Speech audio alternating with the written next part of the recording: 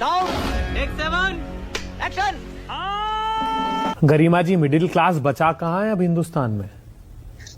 बद से बदतर स्थिति कर दी मोदी सरकार ने उस मिडिल क्लास की भी। अभी जफर इस्लाम साहब कह रहे थे कि वो कॉम्पिटिटिव रहना है, कॉम्पिटिटिवनेस की बड़ी बात कर रहे थे। वो विरल आचार्य के आर्टिकल को पढ़िए, डिप्टी गवर्नर जो थे आरबीआई के, उन्होंने कहा कि ये जो कॉम्पिटिटिवनेस खत्म हुई है ना, मोनोपोली स्टेब्लिश कर दी मोदी सरकार ने 5 बड़ी कंपनियों की, और 5 बड़ी नहीं, मुट्ठी भर बड़े लोगों की मोनोपोली जो कर दी, उससे ये देश के हालात हुए कि हम स्टैगफ्लेशन में फंस गए हैं। हमारी ग्रोथ रेट कम हो गई, इन्फ्लेशन बढ़ गया, इन्फ्लेशन बढ़ने से अनएम्प्लॉयमेंट हो गया। आज देश की परिस्थिति ऐसी है। सबसे बड़ी समस्या क्या है? सबसे बड़ी समस्या है कि जो तथाकथित मिडिल क्लास कह रहे हैं, मैं तो उनको मिडिल क्लास मानता नहीं है, मिडिल क्लास जैसी स्थिति रह नहीं गई है। You are right bro. उनके आप अगर इस जीएसटी के कलेक्शन के डेटा को पढ़ेंगे तो एक बहुत बड़ा चंक उसमें 45-50 हजार करोड़ के आसपास इंपोर्ट ड्यूटी का होता है। क्या है इंपोर्ट ड्यूटी? बेतहाशा चीन से इंपोर्ट करना स्टार्ट कर दिया। अब तो ये हालत हो गई, जो पार्लियामेंट्री कमेटी ने चिंता जताई थी, आज मैं खबर पढ़ रहा था कि बांग्लादेश, अफगानिस्तान, इन रास्तों से चीन की लहसुन भी हिंदुस्तान में डंप की जा रही है। उसने कमेटी ने चिंता की थी कि ये जो ऑफिशियली तो आ रहा है, लेकिन जो डंप हो रहा है अनऑफिशियली, वो भी हजारों करोड़ रुपए का चीन का सामान आ रहा है। तो ये इसके कारण ये हुआ, जो आपका अनइनकॉर्पोरेटेड नॉन एग्रीकल्चर स्टेब्लिशमेंट की रिपोर्ट आई ना, कि 11.5 लाख करोड़ रुपए की जीडीपी का नुकसान हुआ, क्योंकि आपका गब्बर सिंह टैक्स गलत तरीके से लगा दिया, नोटबंदी कर दी उसकी वजह से। ये तो लेटेस्ट न्यूज है। तो ये जो आप गब्बर सिंह टैक्स, बिल्कुल राहुल गांधी जी ने सही कहा था, कुछ तो न्याय कीजिए। अगर मुट्ठी भर लोग 1600 करोड़ रुपए रोज कमाएंगे, किसान की आमदनी 27 रुपए रह जाएगी, तो कहां से देश, आप कह रहे हैं कि हम इन्फ्लेशन, हम तरक्की कर रहे हैं देश, ग्रोथ रेट को, कैसे ग्रोथ रेट बढ़ेगी?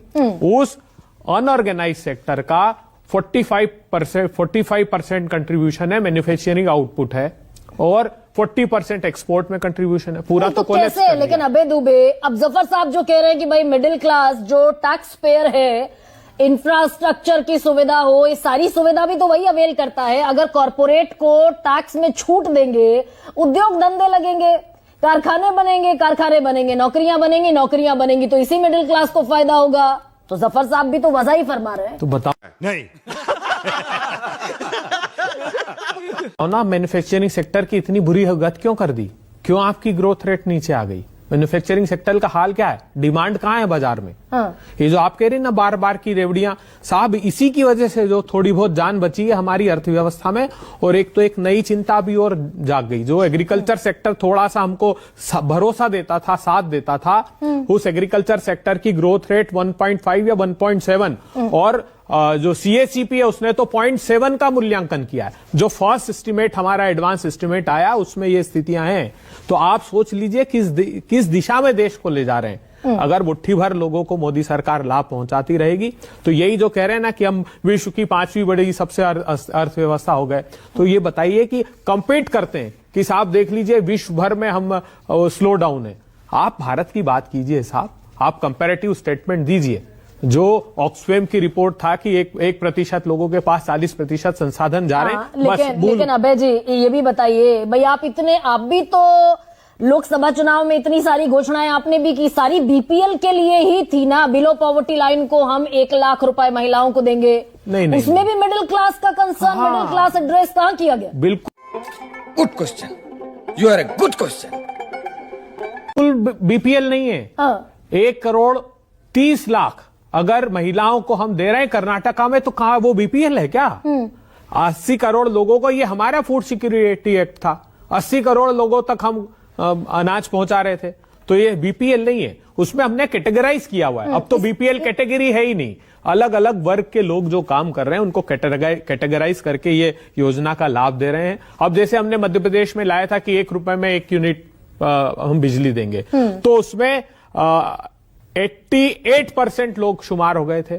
उनका 100 रुपए से नीचे भी लाता था गरिमा जी। कह रहे हैं कि हम तो बिजली भी दे रहे थे, हम तो अनाज भी मुहैया करा रहे हैं, डायरेक्ट बेनिफिट ट्रांसफर, इससे परचेस पावर बढ़ेगी। और ये जो इंजन रुका हुआ है ना, देखिए मोदी सरकार का मॉडल जो वो कह रहे हैं रेवड़ियां, वो मेवा खिला रहे हैं ना, वो मेवा अगर बंद कर दे मोदी सरकार की, 14 लाख करोड़ रुपए का राइट ऑफ कर दिया, 5,35,000 करोड़ रुपए बैंक फ्रॉस्टर्स लेकर भाग जाए, 5,38,000 करोड़ रुपए के एनसीएलटी का जो स्कैम है, 10-10 हजार करोड़ की कंपनी को 200-200 करोड़ में सेटल कर रहे हो, अगर ये नहीं करते और जो हमारा तरीका है वो अडॉप्ट करोगे तो इकोनॉमी रिवाइव हो जाएगी, एम्प्लॉयमेंट भी बढ़ जाएगा। और आज जो ये समस्या आपको और ये दिखाई दे मिडिल रही है, क्लास से टैक्स का बोझ भी घट जाएगा। नहीं मिडिल, ये तो कह रहे हैं ये अनफॉर्चुनेट है। हर बार हमको स्टेटमेंट देखने को मिलता है, अगर पेट्रोलियम प्रोडक्ट्स को जीएसटी के दायरे में नहीं लाया तो एक सिंगल लाइन का स्टेटमेंट आता है कि वो राज्य सरकारें नहीं मान रही है।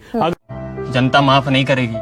अगर आप इंश्योरेंस को के जीएसटी कम नहीं करते हो, जो गडकरी साहब भी कह रहे थे, तो कहते हैं राज्य सरकार, अरे राज्य सरकारें तो आप ही की है साहब, बताइए ना आपने जो लॉटरी का फैसला था वो तो वोटिंग करा के कर लिया जीएसटी काउंसिल में, सबसे ज्यादा तो राज्य सरकारें आपकी है। आप ये कह रहे हैं कि कॉर्पोरेट फ्रेंडली अगर ना हो, ये राइट ऑफ ना हो, ये 30% से 22% घटा ना दिया जाए कॉर्पोरेट टैक्स, तो मिडिल क्लास से टैक्स का बोझ कम हो सकता है, ये कह रहे हैं। और नई कंपनियों को तो 15% कर दिया है। हाँ, 15%। मैं देखिए, उद्योगों की तरक्की हो, लेकिन साथ साथ आप जब पेट्रोल आप $20 पर बैरल हो गया था, तब भी आपने दाम नहीं करे, कम किए।